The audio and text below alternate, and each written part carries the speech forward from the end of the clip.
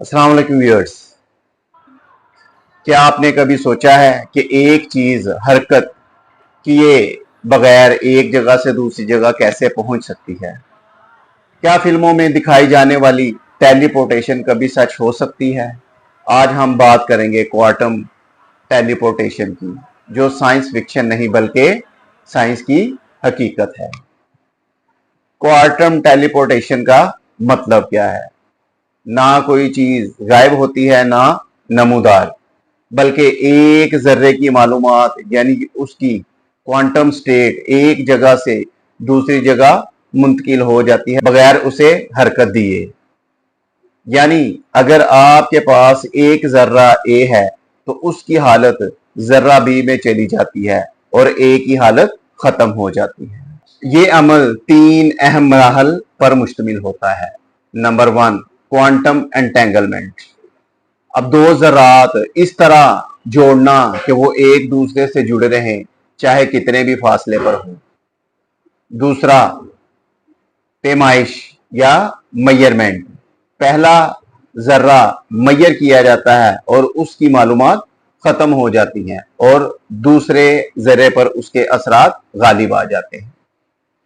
तीसरा, classical communication. ये पैमाइश के नतायज दूसरे शख्स तक भेजे जाते हैं जो दूसरे जर्रे पर वही हालत पैदा करता है।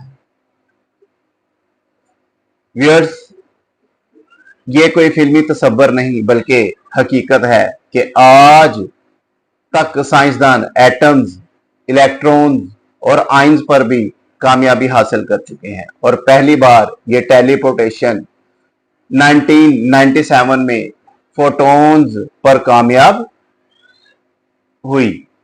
मगर इंसानों या बड़े ऑब्जेक्ट पर टेलीपोर्टेशन अभी नहीं, क्योंकि एक इंसान में अरबों खरबों एटम्स होते हैं जिन सब की क्वांटम हालतें नापना और मुंतकिल करना तकरीबन नामुमकिन है। क्वांटम टेलीपोर्टेशन का मुस्तकबिल शानदार है। ये टेक्नोलॉजी क्वांटम कंप्यूटर्स को ताकतवर बना सकती है, साइबर सिक्योरिटी को नाकाबिल शिकस्त कर सकती है और शायद एक दिन इंसानों की टेलीपोर्टेशन का रास्ता भी खोल दे।